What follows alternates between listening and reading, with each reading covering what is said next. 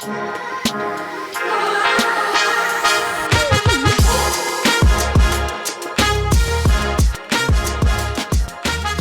leather patch.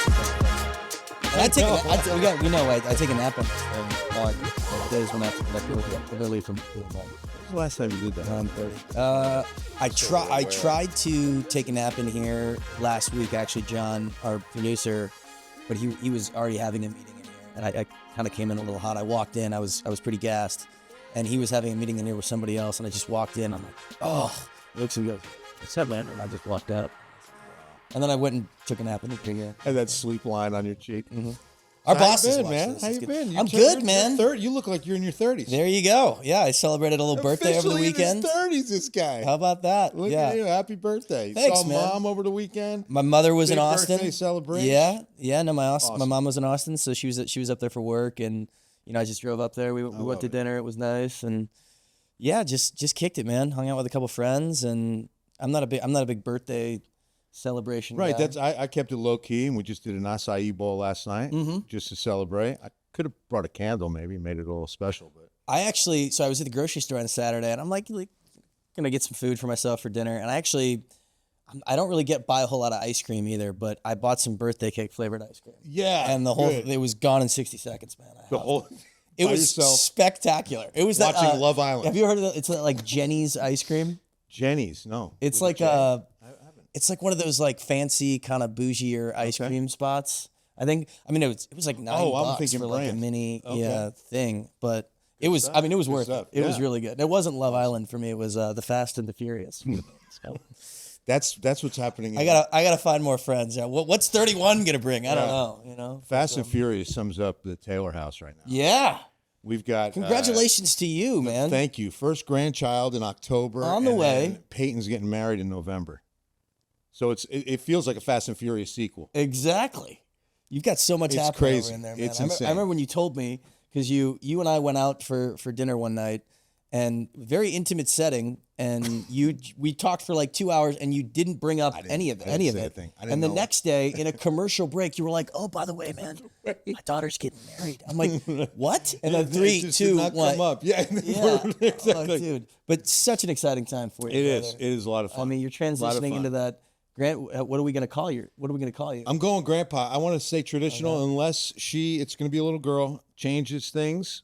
You know how that goes. If she decides to call me something, that's what's going to stick. Okay. But I'm going to go for grandpa. That's what I'm going to push.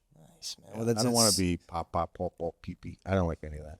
I think Joe Reinigal, he was one of those. What did I just say? Right? Can I say that? The SEC involved right there. Well, I'll tell you, I'm so excited. I've been here in San Antonio 30 years. I want to tell you something about our guest today. In 30 years, I'm going to tell you something. This is one of the top 5 stories of the time that I've been to. This person and what happened. Yeah, I mean, well, with our next guest, I don't know if I've ever met her in person before today, but I have heard about her all over town because I'm relatively newer on the scene here, but I'm already familiar with her story, already familiar with her work. I think I've been to a couple events that she's been emceeing or hosting, but this is somebody I'm super excited to have in. And Me too. You booked her. I mean, you're Absolutely. the agent here. No, phenomenal human being. I missed her by this much here on the Hill. TV personality and good friend Leslie Mouton is on Reign in 3. Welcome to the couches, Oh my Leslie. God, I'm so honored to be here. I'm so glad you called and asked. And I got to tell you a couple things. Congratulations, first of all. You're going to be a grandpa. My mother's mother did the same thing. She wanted to be grandma. She said, we'll let the first grandchild. She ended up named Jamba somehow.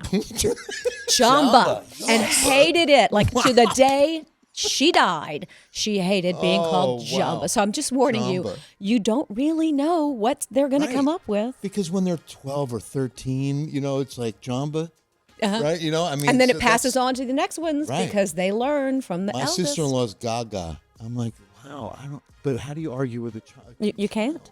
You get what they decide you are. And you love them anyway.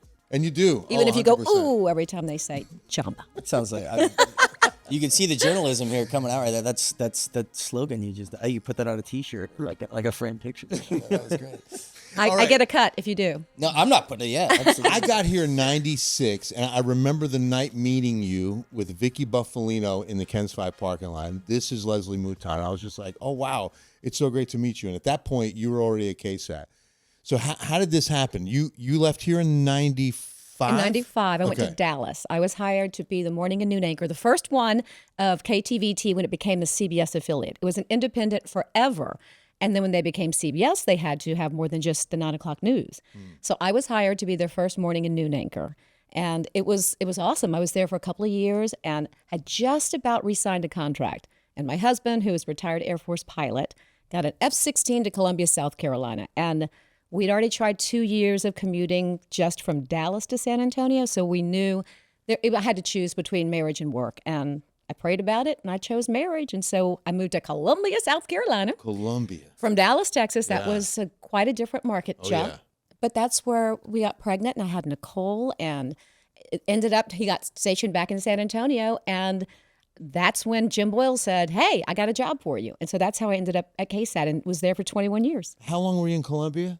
2 years there as well. Okay, and no television there. Oh, yeah, I was. I was you did do WOLO, WOLO. Wolo. WOLO. And there was a reason. Welcome to Wolo, 6 p.m. News. Yeah. So, Leslie, are you from San Antonio originally? Where are you from originally? No, I'm from Lafayette, Louisiana. Okay. And when I'm in Lafayette, Louisiana, may I have my accent that comes back because I'm a Cajun. Oh, my So every time Oh, I go my home, shot. oh, man, fan, you better believe way. it. Do boudreaux, les bon temps roulé. Laissez les I met my bons wife in Lake Charles. I went to McNeese Did you State. really? Yeah, I finished at McNeese State. Well, I no, still have a lot of Lafayette's a family. blast. It is awesome. It's awesome. They actually did a morning show in Cajun French there. The entire morning show was an ABC affiliate, I Good think. Morning Acadiana. Yeah, the Good Morning ATC. That's Acadiana. where I interned when I was No in college. way, Yeah. way. And you remember, they did the show in Cajun French. Yeah. Which is not full French. It's like a dialect of French. Mm-hmm. It's a neat language. It's really something. And then she went from Lafayette. Lafayette. Okay, Okay. like cool. you're laughing.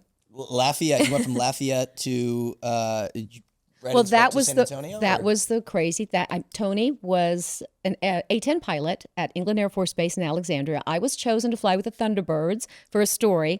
I was the Oh, in for a story. Alexandria. I was a Thunderbird for 12 years. No, but I actually flew an F-16 before him, and it still to this day Are you kills him. serious? Yes, because That's he was hilarious. an A-10 pilot. And I flew with the Thunderbirds, and the day I was to fly, I was in the briefing room, and this good-looking guy came by in a flight suit, and he said, hi, I'm Mad Dog. I'm your pilot.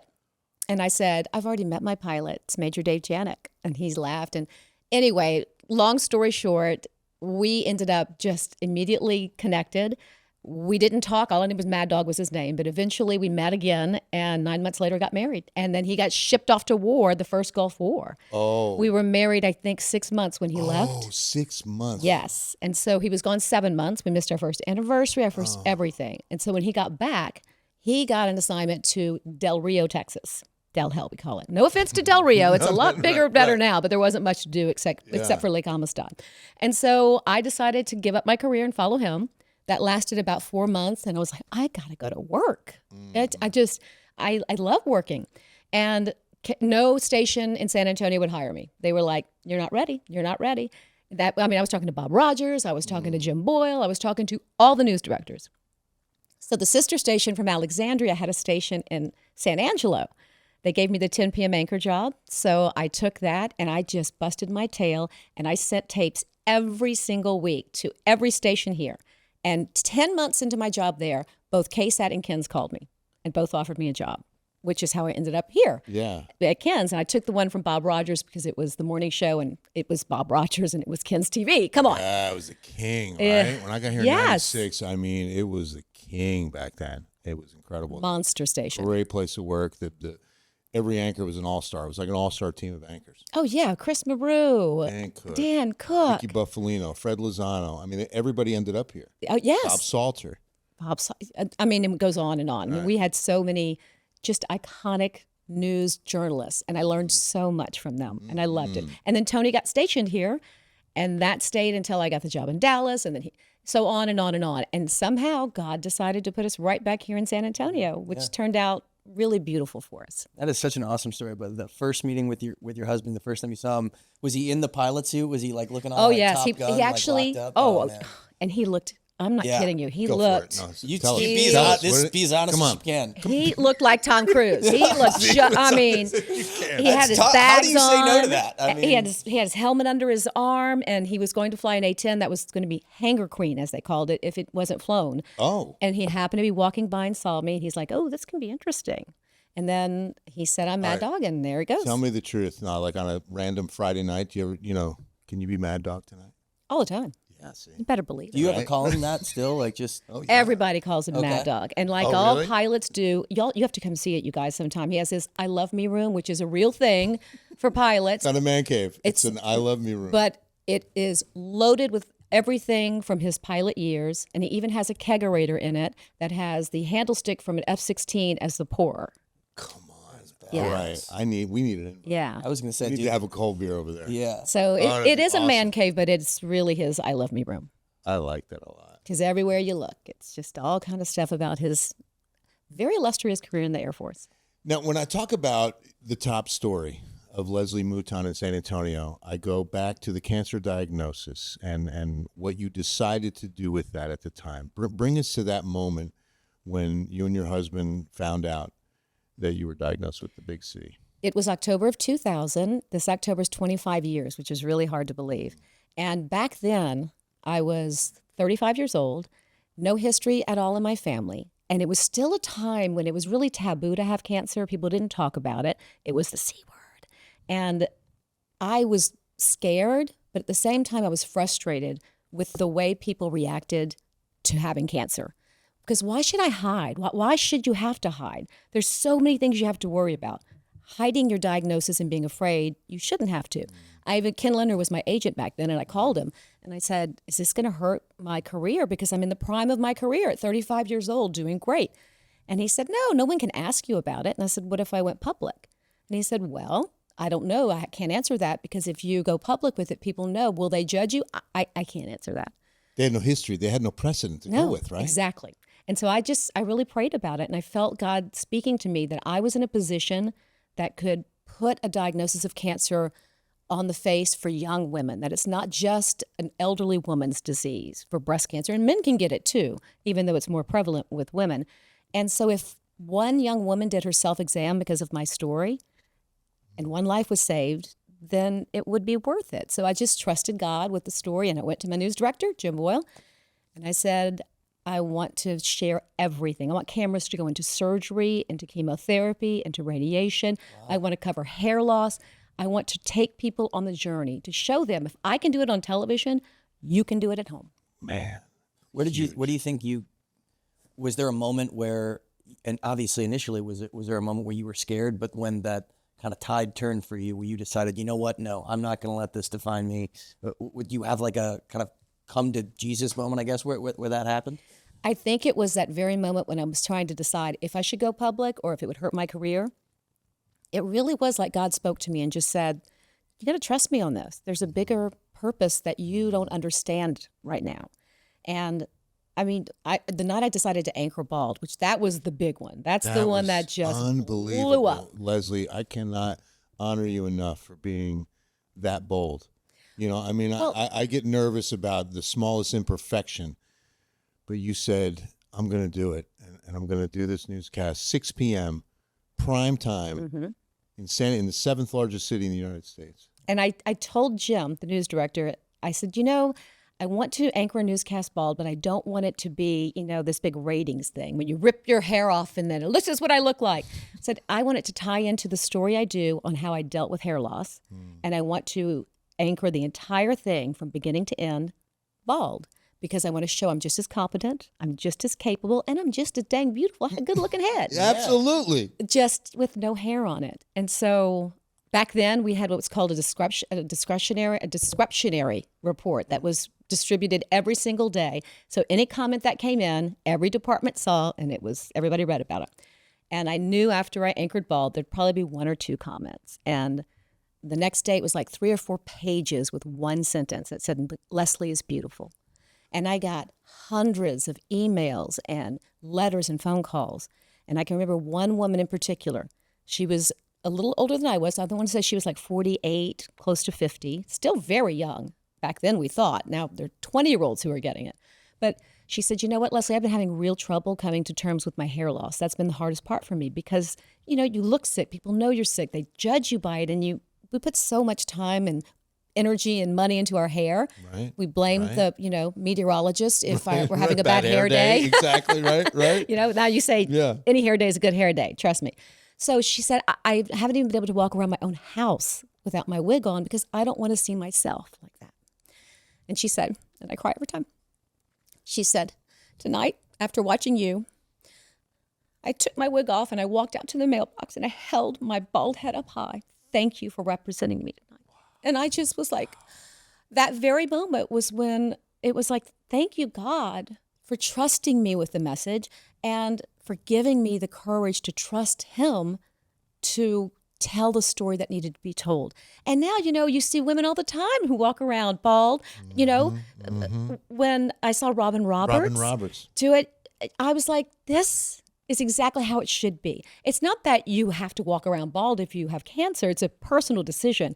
It just should be your decision and not one based on pressure and fear of other judgment. That's kind of how I felt about it. I mean, to comprehend, are you able to wrap your mind and your heart around what you did for women in that moment, the empowerment, and the women you probably didn't hear from? Well, I kind of think of it like I was a vessel and that God did it, and that I just happened to be that person he chose to use. So I don't like to take personal, like, oh, yay, me, I did this. I did it because God put me in a position and an opportunity to do it. So I'm grateful. And that's a weird thing to say when you talk about cancer, but I would not be the person I am today had I not experienced it. Talk about having a support system around you as well too. I mean, because I feel like every one of us knows somebody who's been affected by cancer. When I was in high school, my mom's a cancer survivor, but that was when I was in high school. But I remember my dad was traveling around, and I was kind of the man of the house there for a little bit. But like those memories are just so clear as day in my head. But having a support system around my mom at the time. But when you saw those notes kind of flood in from around San Antonio, around everywhere else, what did that really feel like to know that you weren't, because it's just a note, right? But knowing that you had people standing with you, what did that do for you? It's a humbling experience because it makes you realize you've got an entire community praying for you. Not just the people who know you and love you intimately in your life. An entire community embraced me, lifted me up, said prayers for me. And that's humbling, and I'm grateful. I'm grateful to this entire community, and I always will be, and always want to give back to the community. I still get emails and letters from women who are diagnosed who have questions, which, awesome. It's been 25 years. Yeah. That's got to be the coolest right there. Right? It is. It's an honor. Yeah. What about the decision at home? Your husband, your daughter, when they said, okay, we're going to be alongside you for this journey, and that we're going public with this. I mean, they had to be on board, too. Well, Nicole was only 2. Okay. So she taught me a really important lesson that at 2 years old, kids understand a lot more than we give them credit for. Because I was getting, flowers and texts and emails, things were pouring in of people concerned about me. And I never thought to sit her down as a 2-year-old and tell her that mommy's sick. And Nicole, who had been sleeping through the night since she was like 6 months old, don't hate me, parents, don't hate me. She suddenly was having nightmares every night and couldn't sleep. And we said, okay, we'll set up a pallet by our bed. If you can't sleep, just sleep there. And the night before my surgery, it all clicked in my head. She always said blessings at our house. And at that time, because she was 2, she was talking early. Don't know where she got it from, guys. And, yeah. And she said, dear Lord, bless this food. She'd always say, allow it to nourish our bodies. We love you, Jesus, amen. And this night she said, dear Lord, bless this food. Allow it to nourish our bodies. Bless mommy's boobie, amen. Oh. And I was like, well, thank you, Nicole. And that little 2-year-old, blonde hair up to here and big old blue eyes, said, it's going to be okay, mommy. And I was like, you know what, baby, you're right. And then I had her sit on my lap and I told her everything. And I said, I'm having surgery. I'm going to be super sore, so I'm not going to be able to hold you tight for a little while. And she thought about it. And she said, can I hold you tight tonight? And I said, as tight as you want, baby. And she wrapped those little arms around me and squeezed. And guess what? She slept in her own bed that night. So she had taught me she needed to be part of the process. They understand much more than we give them credit for. That's right. And so losing hair I thought would be a little traumatic for her, so I turned it into a big hair shaving party. And I remember this. I remember you posting and your husband and friends, and I mean, it really was a hair shaving party. But I love, before you get into that, the faith of a child. right? And just the So faith pure of a child and how it's and genuine. paramount. Cannot inherit the kingdom unless you have the faith of this child. That is paramount. But yeah, okay, so your husband and that party, everybody shaved their head one night. Not everybody. Tony Oh. did, and one of our best friends whose mother had passed away from breast cancer did as well, as just as support. But everybody showed up, and we tied little braids in my hair and put a pink ribbon on each one, and I called them memory locks, and everybody cut one off and kept them. So they say, I never went and checked 25 years later, you still have your memory lock? But I have mine. And we did it to make it a celebration for Nicole to understand that, you know what? This isn't bad. It's good. If the chemo is taking my hair, then hopefully it's taking the cancer too. So this is a celebration. So we just made her part of the process. And then after we did, she got to put the razor on my head to actually like shave it off and cut one of her own off. Once it was all said and done, I looked at her to see if she's okay because I'm bald. And she was like, that was so much fun. Can we do it again? And I said, no, but we can do Daddy. Yeah, right. Because you'd mentioned something about a support system. And I don't think a lot of people realize it's tougher on the people who love you than the person actually going through it in many cases, because we have a mission. Like, we have treatments to go to. We have to fight this thing. We have something to do to battle it. I'm married to a man who's been in several wars. He's always had an enemy that he could identify and go after, and he had no way to fight this. So his only way to show how much he loved me and support me was to say, I love you for you. I don't care about your hair. I don't care about the outside. I care about the inside. And I'm going to shave my head in support of you. But he shaved it every single day until mine grew back. He would get up every day because mine wasn't growing back. He would shave it. And he was a pilot, so we'd have to put extra skull caps on his head so the helmet wouldn't like slide and stuff. But I think that was his way of supporting me and showing his love for me, because what else do you do? So we always have to remember the loved ones too. Don't forget, they're also going through a lot. What I love is how much this did for your family. The love that was increased, how this drew you two closer together. Right? 100%. You know, they say things that don't kill you make you stronger, right? But you have to, I think, at any time you deal with a difficult time in life, it's a conscious effort to say, we're going to get through it together. And we're going to have bad times. And Lord knows, Tony and I have had our share of bad times. But we made a commitment to each other to work through them and to fight through them. So even if it wasn't a health issue, it's just a whatever relationship, we were committed to make it work. And now we've been married 35 years. And so I'm grateful. I'm grateful that I have this mad dog partner who's made my life definitely an adventure. And you kind of, my mind keeps kind of going back to the thing you said where you had that point where you had to choose between your marriage or your career. Because in this industry, I mean, there's a lot of people who have to do that. A lot of crossroads. We work late nights. A lot of folks work weekends. Your personal life very much is your professional life in a lot of ways. So my mind kind of keeps going back to that, and then kind of full circle with that notion of family.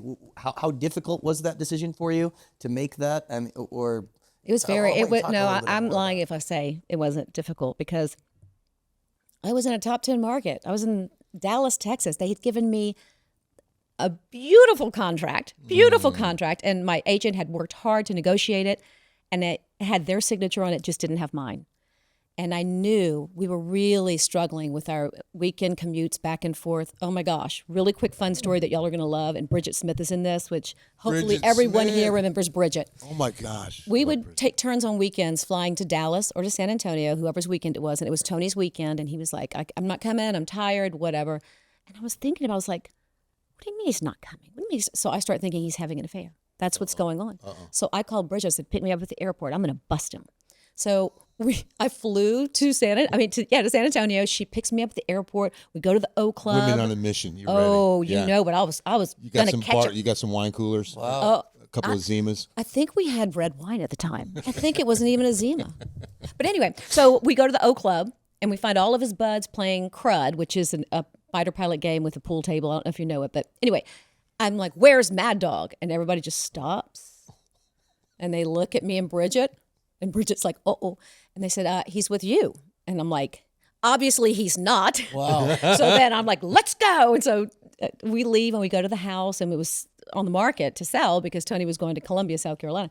And so she had to park in the grass and put the lights on it, and we got into it with the little thing, dark as can be. I'm like, he's on some jaunt this weekend. That blah, blah, blah. So I am looking for suitcases. There's a suitcase missing. I am so furious. And, we didn't have cell phones back then. The phone rang, the house phone, and I answer it, and it's Tony. And I said, where are you? And he says, sitting in your apartment. Where are you? Oh, no way. That is like some romantic comedy. Like, No I don't even know. way. That is straight out of the movies. That's incredible. Yes. And I was like, do you want me to come home? Oh, and he's like, just start crying, right? I was like, I'm in so much It was trouble. Bridget's idea. It was Bridget's idea. And Bridget's like, girl, I knew he wasn't having an affair. And so he said, you stay there. And he came home, and we had just a real, no other way to say it, but come to Jesus talk about what do we want with our life and our marriage. We can't continue this. If we're having this much trouble from Dallas to And San it started Antonio. with you in Right, one right. city, him in the other city. That was the moment right there. Yep. That is cool. Yep. I mean, that's a great story. I love it. So I said, I can't give up on what I know is right of our life. So I went into my boss, Jim Holland, like 7 feet tall, very intimidating, but super nice guy. And I said, I can't sign this. And he said, why? And I told him, my husband's going to Columbia, South Carolina, and I don't think our marriage can survive it. And he threw the contract on his desk, and he said, if it was for any other reason than family, I would ruin you in this industry. Oh. But I cannot argue with that reason. Oh, God bless him. And so Wow. I Wow. left Dallas and went to This Columbia. is your agent? No, that was the news director of news Dallas director. who had given me a great contract that I walked away from. But he said because it was family, he understood. And this is a similar decision too, because we had Deborah Knapp was on the couch saying this, telling this. Oh, I same love story. Deborah. She's my mentor. Yeah. And I feel like the agent that you were saying, that was her agent too. Ken Linder, Kenny. probably. Yeah, Yeah. yeah. And she had the same crossroad decision of, going for this or not. And she decided family as well. Mm-hmm. I remember that. Yeah, big one, big decisions. Well, I'm so glad. We're so blessed to have you here, but we're so blessed to have you in San Antonio. Now thriving at Morgan's. I mean, What a blessing that has been in my life. this has just been tremendous, right? I can't believe, and one of the two misnomers. People think it's Morgan's Wonderland and we're a theme park. Well, it started with Morgan's Wonderland, which is fantastic, but we're Morgan's, which is so much more than just a theme park. That was our first endeavor. And now we have Inspiration Island, we have camp, we have sports, we have the multi-assistance center. We're building a hotel. Yeah, We're the building. hotel. This is Yes. gonna be amazing. Okay. Yeah, the multi-access center for the medical and dental needs all in one building. It's just Navigated by one tremendous. person, which Yeah. we provide free of charge. The navigation is really the key to changing the way individuals with disabilities receive care, because it's usually all over the place and they have so many appointments and they can't even keep up, and they have binders trying to track appointments and doctors, and they get overwhelmed because it's just too difficult. And so now if they become a MAC member, they get assigned a navigator who does one comprehensive And it's evaluation. one person. That Yes, and that they deal with. organize I love that. all of your appointments, track them for you, make sure you can make them, reschedule if you can't. They also go into things like, do you have food insecurities? Do you have housing issues? So it's also about, Those personal at home as well. yes, Wow. finding Wow. the ways to help the entire person, not just a doctor's appointment. So it's very comprehensive, and hopefully it will serve as a beacon and change the way we think of healthcare just all across the world. Oh, it's a concierge service, and what you're doing for the special needs community and San Antonio is very honorable. Well, Thank you. Gordon, Thank you. he, I'm lucky to be a small part in it. And Gordon will always say, it takes everybody, but he's the visionary. It pops into his head, and he's one of those doers, not talkers. And it's a rarity. And how blessed we are in San Antonio to have Gordon Hartman, who cares so much. Huge. I mean, we are so honored. And and he always says we're just getting started, and he's not kidding. It scares me personally as the What's creative gonna media happen, right? director, because I don't know what that means yet. But it's an honor, and what a perfect way to spend the last part of my life. I mean, I just turned 60, so I'm now thinking of. Okay. You were just saying that you said There's no the way. picture that was popped here on the screen. You said, "Oh, that was another person. That was 20 years Yeah. ago." You look the exact same as You do really sitting do. right here. You know, I'm coming back. I'm just telling you bless right you. now. I love you guys so much. You're like No, thank Benjamin you. Button, or I guess it would be Barbara Button. Yeah, You I know, wish. your age- I it's wish. reversed. I don't Good know for about you. that. You look great. But thank you. Thank you. Thank you. Thanks for being here, Leslie. This has been thanks so so much. much Such a great night. fun. And I feel so honored just to be a guest with you guys. Well, this is once once you're part of the Ken's team, you always have the key card, the all access. Absolutely. So welcome back. Welcome back is right. I would love that. I would absolutely love it. I think that you guys are both fantastic. Thanks for including me. Absolutely. Like I said, top 5 story of all time for San Antonio in my 30 years here for sure. Yeah, that's going on my list as well. In, in the first psalm, it says, people are firmly planted along that stream. You are certainly saying firmly in San Antonio. Oh, God bless you guys too.